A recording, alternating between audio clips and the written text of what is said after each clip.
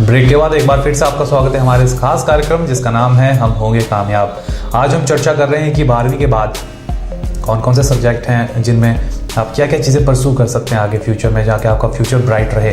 Sir break से पहले हम लोग मेडिकल के बारे में बात करते हैं और कुछ कोर्सेज छूट गए थे कि मेडिकल के और भी कई चीज़ें जो बच्चे कर सकते हैं 12th के बाद, तो और क्या क्या कोर्सेज हैं आजकल अवेलेबल हैं जो कि देखिए जो हमारे ट्रेडिशनल कोर्सेज तो बहुत से हैं। जैसे आप बैचलर्स इन फार्मेसी की बात करते हैं, बच्चे बैचलर्स इन फार्मेसी के लिए भी जा सकते हैं, बी फार्मा जिसे बच्चे कहते हैं, एम फार्मा करके। देखिए बड़ी बड़ी जो जितनी भी हमारी दवाइयों की कंपनियां हैं उनमें जो है वो बहुत ज़्यादा अपॉर्चुनिटीज़ हैं बच्चों के लिए, क्योंकि ये चीज़ें बढ़ ही रही हैं, कम नहीं हो रही। तो बच्चे उन चीज़ों की तरफ भी ज़्यादा जा सकते हैं, जैसे बैचलर इन फार्मेसी। बायोटेक्नोलॉजी एक बहुत अच्छी फील्ड है जो सामने उभर कर आ रही है। इसमें बच्चे बायो स्टूडेंट्स भी बीटेक कर सकते हैं। ऑक्यूपेशनल थेरेपी है, वो एक बहुत बढ़िया फील्ड है। जो नई फील्ड्स सामने आ रही है, मुझे लगता है बच्चों को अपना इंटरेस्ट देखना चाहिए और इंटरेस्ट के हिसाब से बच्चे।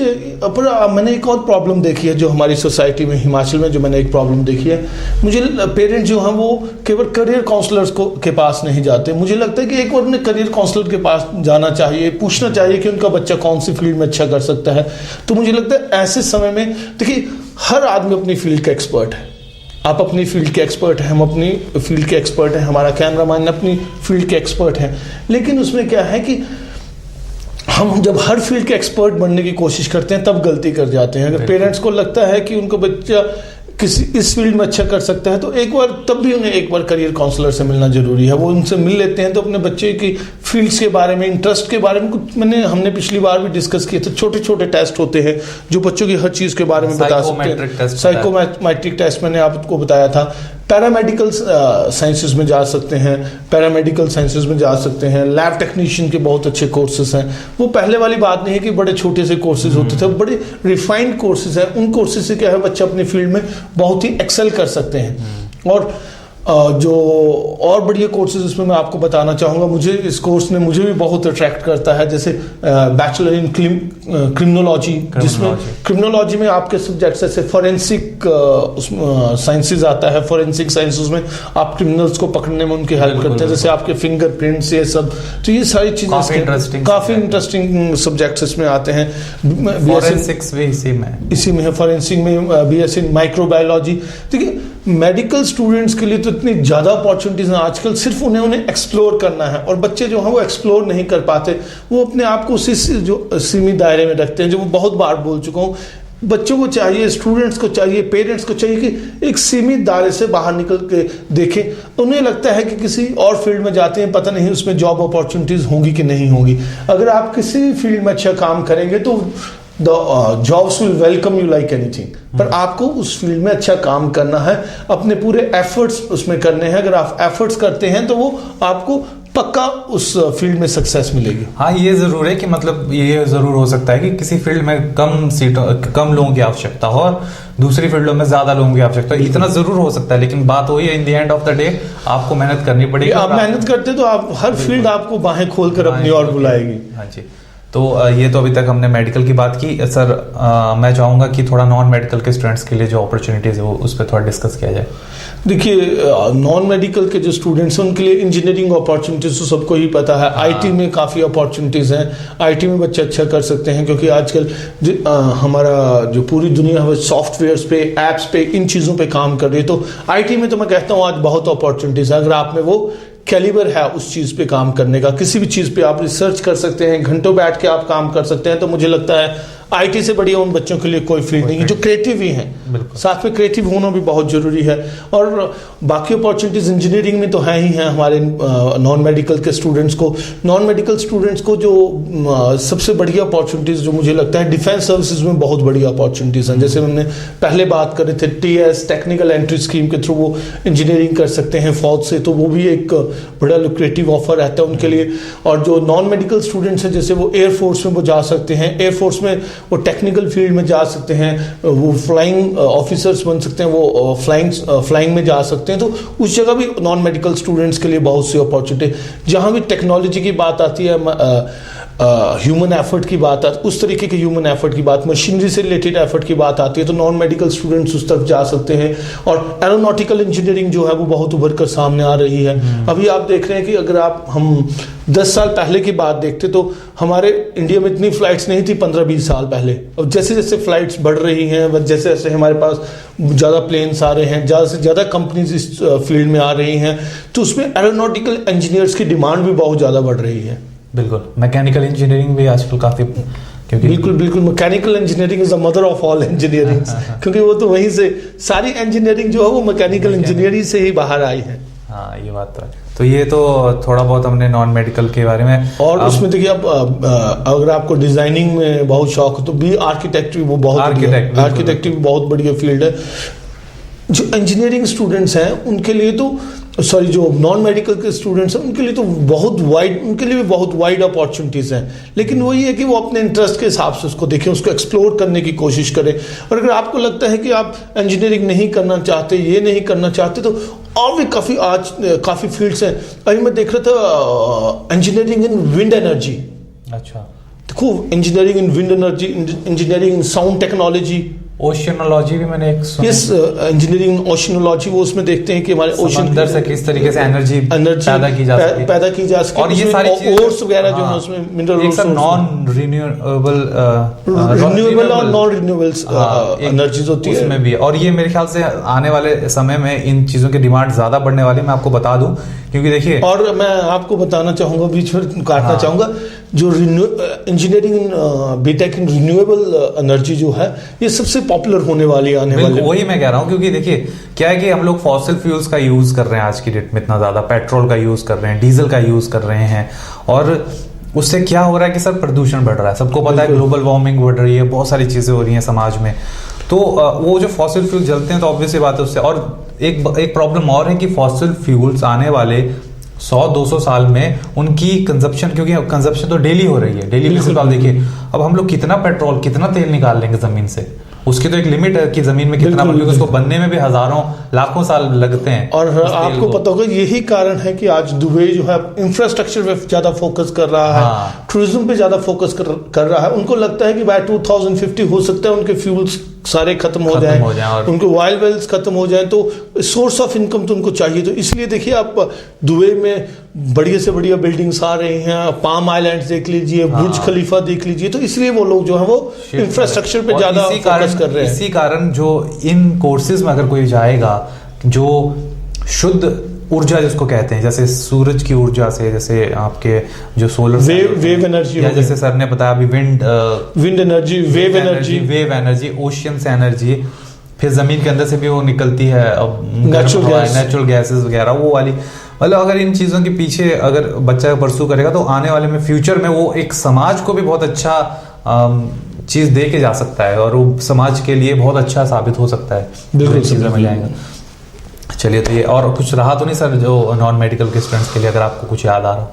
देखिए, मैं तो ये कहता हूँ कि नॉन मेडिकल स्टूडेंट्स के लिए जो हमने अपॉर्चुनिटीज बताई, वही इन्हीं में ना छोटी छोटी सेगमेंट्स बहुत ज़्यादा हैं इनमें। अगर आप किसी भी चीज़ पे जाते हैं, नैनो टेक्नोलॉजी है, बायोजेनेटिक्स है, जिसमें मेडिकल नॉन मेडिकल दोनों स्टूडेंट्स उसको कर सकते हैं। बायोजेनेटिक्स, बीटेक इन रोबोटिक्स हो गया, तो वो काफ़ी ज़्यादा फील्ड्स हैं जिनमें बच्चे कर सकते हैं। पर मैं अभी भी बच्चों को यही बोल रहा हूँ, आप अपना इंटरेस्ट देखिए, रोबोटिक्स में इंटरेस्ट है, रोबोटिक्स में जाइए। और ऐसे पहले तो ये होता था कि हमें चीज़ें पता नहीं होती थी, अवेयरनेस नहीं होती थी, तब बच्चे नहीं कर पाते थे। लेकिन मुझे लगता है आज हमारे पास टेक्नोलॉजी की वजह से, इंटरनेट की वजह से, आप जो भी करना चाहते हैं आप गूगल कीजिए और आप उस पर आपको सारी इंफॉर्मेशन उसको मिल जाती है आपको। बिल्कुल। तो ये सब था नॉन मेडिकल और मेडिकल के बारे में। और साथ ही मैं आपको बताऊं कि आने वाले एपिसोड्स में भी हम इस पे मतलब स्पेशली अगर हम चाहें तो मेडिकल या नॉन मेडिकल या किसी एक पर्टिकुलर स्ट्रीम पे एपिसोड बनाएंगे। आप हमें सजेशंस भेजिए, नंबर हम डिस्प्ले कर रहे हैं पूरे शो के दौरान, पूरी जगह नंबर है, आप व्हाट्सएप कीजिए, इनको बताइए कार्यक्रम कैसा लग रहा है आपको, और जो अगर आप कुछ पूछना चाहते हो वो भी पूछिए। अब 2 स्ट्रीम्स रहेगी हमारे पास, कॉमर्स और आर्ट्स, और इनमें भी मैं आपको बताऊं कि अपॉर्चुनिटीज की कमी नहीं है। अगर कोई सोचे कि आर्ट्स लिया है तो मेरा तो करियर क्या, जबकि बिल्कुल क्या क्या कर सकता है आर्ट्स वाला बच्चा। एक देखिए, आर्ट्स और कॉमर्स की जो मैं आपको अपॉर्चुनिटीज बताने वाला हूँ, वो मेडिकल और नॉन मेडिकल के स्टूडेंट्स के लिए भी आ जाती है, अगर उन्हें लगता है कि वो उस तरफ शिफ्ट करना चाहें। ये तो मैंने आपको जो बड़े ल्यूक्रेटिव से कोर्सेज हैं जो माँ बाप चाहते हैं, बच्चे चाहते हैं कि हम ये बने, वो तो मैंने आपको बताया। अब इससे के अलावा कौन कौन से कोर्सेज हैं? अब देखिए, लॉ एक बहुत ही ल्यूक्रेटिव फील्ड है। अगर आप अच्छा बोल सकते हैं, आप चीज़ें समझ सकते हैं, आप लॉजिकल हैं, एनालाइज कर सकते हैं चीज़ों को, तो मुझे लगता है उन बच्चों को लॉ करनी चाहिए। लॉ में इतनी अपॉर्चुनिटीज़ हैं, आज हर किसी फील्ड में आप चले जाइए, हर बड़ी कंपनी में चले जाइए, वो सब अपने लीगल एडवाइजेस रख रहे हैं। इनकम टैक्स प्रैक्टिशनर आप बन सकते हैं, तो लॉ में भी आपको बहुत सी अपॉर्चुनिटीज हैं। आप एक लीगल सेल खोल सकते हैं, आप लीगल काउंसलर बन सकते हैं, तो उसमें बहुत ज़्यादा अपॉर्चुनिटीज हैं। लॉ हो गया। होटल मैनेजमेंट की बात करूंगा, सब बच्चे होटल मैनेजमेंट कर सकते हैं। होटल मैनेजमेंट एक ऐसी फील्ड है जिसमें आपको सारे ही सब्जेक्ट पढ़ाए जाते हैं। उसमें आपको इंजीनियरिंग सब्जेक्ट्स भी पढ़ाए जाते हैं, आपको साइंस सब्जेक्ट्स भी पढ़ाए जाते हैं, आपको आर्ट सब्जेक्ट्स भी पढ़ाए जाते हैं, आपको खाने से फूड रिलेटेड सब्जेक्ट्स भी पढ़ाए जाते हैं, उसमें आपको इकोनॉमिक्स भी पढ़ाई जाती है। मतलब उसमें आपको हर तरह के सब्जेक्ट्स पढ़ाए जाते हैं, मैनेजमेंट सब्जेक्ट्स भी पढ़ाए जाते हैं। और मैं जो बच्चे होटल मैनेजमेंट करना चाहते हैं उनको थोड़ा मैं बताना चाहूँगा। देखिए, होटल मैनेजमेंट में 4 फील्ड्स होती हैं, जो 4 मेन एरियाज हैं जो होटल मैनेजमेंट में है। एक है आपका फूड प्रोडक्शन। फूड प्रोडक्शन में क्या है, जैसे बच्चे उसमें कुकिंग की तरफ जा सकते हैं। और जो 1 ईयर कोर्सेज होते हैं, 1 ईयर कोर्सेज में आप एक ही कोर्स में स्पेशलाइजेशन करते हैं, लेकिन जब आप 3 ईयर BSc डिग्री करते हैं होटल मैनेजमेंट में, तो उसमें आपको सारी चीज़ें पढ़ाई जाती हैं। और उसके बाद वो आपकी अपनी डिज़ायर होती है, आपकी अपनी विश होती है कि आप कौन सी फील्ड में जाना चाहते हैं। फूड प्रोडक्शन होता है, फूड प्रोडक्शन में आप खाना बनाते हैं, आप डिफरेंट जो हमारी डिशेज अराउंड द वर्ल्ड वो आप सीखते हैं। उसमें आप इंडियन, चाइनीज, इटालियन, उसमें सब कुछ वो सिखाते हैं 3 इयर्स के करिकुलम में। उसमें जो भी उसके बाद आपका आता है food and beverage service. Food and beverage service आता है आपका, बेवरेजेस की सर्विसेज आती है, आपकी फूड की सर्विसेज आती है कि आपने किस तरीके से सर्विस करनी है, जिसमें जैसे आपने वेटर्स देखा होगा तो वो सर्विस करते, तो वो भी एक आर्ट है, वो भी एक साइंटिफिक चीज़ है कि आपने कैसे सर्विस करनी है, लेफ्ट से करनी है, राइट से करनी है, तो उसमें भी सारी चीज़ें वो पढ़ाई जाती हैं। आपका हाउसकीपिंग है। हाउसकीपिंग जो है, हाउसकीपिंग का काम होता है कि आपने पूरा सफाई का ख्याल रखना है, हाइजीन का ख्याल करना है। इसके अंदर भी डिफरेंट डिपार्टमेंट्स आते हैं, लॉन्ड्री है, क्लीनिंग है, काफ़ी डिपार्टमेंट्स आते हैं हाउसकीपिंग। और जो युवाओं को बहुत आकर्षित करता है वो है फ्रंट ऑफिस ऑपरेशन, जिसमें आप रिसेप्शन पे बैठते हैं, आप लॉबी है, रिसेप्शन है होटल की, वहाँ पे आप गेस्ट का ख्याल रखते हैं। और जो सबसे पहले गेस्ट इंटरेक्ट करता है वो उन्हीं लोगों से करता है। उसमें आपकी प्राइवेट एक्सचेंज आती है, उसमें काफ़ी चीज़ें आती हैं फ्रंट ऑफिस में। मेनली आप मैं मोटे तौर से कहना चाहूँगा, जो रिसेप्शन वाला एरिया वो फ्रंट ऑफिस वाले संभालते हैं। तो उसमें भी देखिए अलग अलग तरह की फील्ड्स। अगर आप BSc उसमें करते हैं हॉस्पिटलिटी एंड होटल एडमिनिस्ट्रेशन में, तो उसमें आप के पास उसी में आपके पास देखिए इतनी वैरायटी आ जाती है कि आप इन चारों में से किसी फील्ड में जा सकते हैं। सर, फैशन डिजाइनिंग भी आजकल। बिल्कुल, फैशन डिजाइनिंग की मैं बात करना चाहूँगा। जो मैंने महसूस किया है फैशन डिजाइनिंग के बारे में, मैं फैशन डिजाइनिंग के बारे में एक ही बात करना चाहूँगा। अगर आपका फैशन की तरफ अट्रैक्शन, देखिए फैशन की तरफ अट्रैक्शन का मतलब कि आप उतने क्रिएटिव हैं, आप वो चीज़ें जनरेट कर सकते हैं, तभी आप फैशन डिजाइनिंग करिए। नहीं तो मैंने देखा है कि ज़्यादातर लोग people they end up doing the course and they end up working here and there. बिल्कुल। पर उसमें अगर आप में सच में वो ललक है तो you can design your own dresses, you can start with a boutique, आप अपना बुटीक शुरू कर सकते हैं, आप फैशन एडवाइजर बन सकते हैं। आप जो आप हमारा वो है मूवीज में आप देखिए हर स्टार के अपने फैशन डिजाइनर, लेकिन उसके लिए कमिटमेंट लेवल बहुत ज्यादा चाहिए, क्रिएटिविटी बहुत ज्यादा चाहिए, संघर्ष के लिए आपको तैयार रहना चाहिए। और इसी तरीके से मैं एक फील्ड आपको बताऊं सर, वो है जर्नलिज्म, मास कम्युनिकेशन की। बिल्कुल, मैं सोच रहा था उस फील्ड के बारे में आपसे बाद में ही बात करूंगा, क्योंकि जिस फील्ड से आप जुड़े हैं तो आप मुझे लगता है उस फील्ड के बारे में आप भी बहुत सी दर्शकों के साथ बहुत से एक्सपीरियंस शेयर कर सकते हैं कि उसमें कैसे कैसे अपॉर्चुनिटीज आ सकती हैं। वो तो आपने देखा है कि आप अच्छे जर्नलिस्ट बन सकते हैं, इंटरव्यूअर बन सकते हैं। प्रोडक्शन में सर, प्रोडक्शन में भी काफ़ी काम होते हैं। आप कैमरे का काम अगर सीख जाते हैं, आप सीख जाते हैं कि चीज़ों को किस तरीके से आप एक तैयार करें, आप किस तरीके से एक दुनिया बना दें कैमरे के आगे, एक पूरी स्टोरी, एक अलग सी स्टोरी क्रिएट करने की आप में उस तरह। और जो दिखता है वो होता नहीं है, जैसे आपने बताया उसमें क्रोम काटी जाती है, बड़ी सी चीजें होती हैं, बहुत सारी चीजें, स्पेशल इफेक्ट्स हैं, स्पेशल इफेक्ट टेक्नोलॉजी है, फिर उसमें एनिमेशन भी आ जाता है। ये बहुत बड़ी सर अपने में मास कम्युनिकेशन और मीडिया जो है बहुत बड़ी फील्ड है। सिर्फ जर्नलिज्म से उसको लेके नहीं रखेगा। लेकिन इसमें मैं एक बात बता दूं, सभी बच्चों को जो वो ये सोच के ना आए इस फील्ड में कि ग्लैमर है, कि उनको एंकरिंग करनी है, कि उनको एकदम से चांस मिल जाएगा, ऐसा नहीं होता है। बहुत ज़्यादा स्ट्रगल करना पड़ता है। मैं आपको बताऊं, मैंने स्टार्टिंग जो है वो एक राष्ट्रीय चैनल से की थी। मैंने 1.5 साल उस चैनल में बिताए हैं शुरुआत के। लेकिन मैं बताऊं कि मैंने वहां देखा है माहौल के किस तरीके से बच्चों को मुफ्त में, अगर वो बिना सैलरी के भी काम करना चाहें, जिसको इंटर्नशिप कहते हैं, फ्री इंटर्नशिप, उसके लिए भी उनको जगह नहीं मिलती है। क्योंकि आपके पास सर चैनल जो है वो गिनती पे आप उंगलियों पे गिन सकते हैं कितने चैनल हैं। और ये सारा काम नॉलेज बेस्ड है। हाँ, और आप तभी इस फील्ड, बिल्कुल, जो बच्चे इस फील्ड में आगे जाना चाहते हैं, मैं एक बात जरूर कहना चाहूंगा, be a good reader. Be a good reader. Be a good reader. अगर आप अच्छे रीडर नहीं होंगे तो आप इस फील्ड में ग्रो कर ही नहीं सकते, क्योंकि नॉलेज बेस्ड चीज है। आपने लोगों के सामने कुछ बोलना है, आप सामने कुछ बोल रहे हैं, इसमें आप ही की इज्जत नहीं, जो आपके पीछे कितने लोग काम कर रहे हैं उनकी सफलता भी आपके साथ जुड़ी हुई है। और बहुत ही ज्यादा इस फील्ड में एक बात का और ध्यान रखना पड़ेगा। मैं अगर बताऊं, कोई मीडिया में या इस फील्ड में आना चाहे तो उसको इस बात का भी ध्यान रखना है कि बहुत ज्यादा प्रेशर वाली फील्ड होती है। प्रेशर झेलने की क्षमता बहुत होनी चाहिए आप में। साथ ही साथ आप में रिस्क लेने की क्षमता भी होनी चाहिए और संघर्ष करने की क्षमता तो बहुत ज्यादा होनी चाहिए, क्योंकि शुरुआत में पैसा बहुत कम है इसमें, या तो मिलेगा ही नहीं, इतना मैं आपको। और आप एक लेवल पे पहुंच जाते हैं तो पैसा आपके पीछे दौड़ेगा, पैसा पीछे दौड़ता है। तो ये चीज तो है। तो इसीलिए जो बच्चे, मैं ये, क्योंकि सर ने जैसे बताया कि मैं ज्यादा बता सकता हूँ मास कम्युनिकेशन और मीडिया के बारे में, बिल्कुल बिल्कुल। तो अगर कोई बच्चा इस फील्ड में आना चाहे तो बहुत देख परख कर, सिर्फ ग्लैमर के चक्कर में ना आए, क्योंकि जो दिख रहा है आपको वैसा एक्चुअल में है नहीं। बहुत संघर्ष करना पड़ता है इस फील्ड के पीछे भी। अगर मैं इस वक्त एंकरिंग कर रहा हूं तो जरूरी नहीं कि मैं सिर्फ एंकरिंग करता हूं और मेरा काम हो गया। मुझे स्क्रिप्टिंग भी करनी पड़ती है, मुझे वॉइस ओवर भी करना पड़ता है, मुझे रिसर्च भी करनी पड़ती है। बहुत सारे काम है जो करने पड़ते हैं ताकि आपको एक अच्छा सा बढ़िया सा शो मिल सके। और फाइनली वी से कि if you want to get into journalism you should be jack of all trades. Jack of all trades, सच बात है। तो सर ये तो हमने मोटे मोटे तरीके से हमने सभी फील्ड्स की बात अगर मैं चाहूंगा, अगर दर्शक और भी कुछ इसके बारे में एडवाइस चाहें, काउंसलिंग चाहें, तो they can call me up. और जो आप तो हमारा नंबर दिखाई रहे हैं, बात कर सकते हैं, काउंसिल कर सकते हैं, मैसेज कर सकते हैं, और हमारे से जो भी हो सकेगा उनके लिए हम जरूर करेंगे। और आने वाले एपिसोड्स में हम चाहेंगे कि हर चीज को एलैबोरेट कर। एक फील्ड में भूल गया मेरे दिमाग, अभी आई है सर, जिस यूनिवर्सिटी से मैंने पढ़ाई की है उसी यूनिवर्सिटी ने पहला कोर्स शुरू किया था, और आप जान सकते हैं किस में किया था?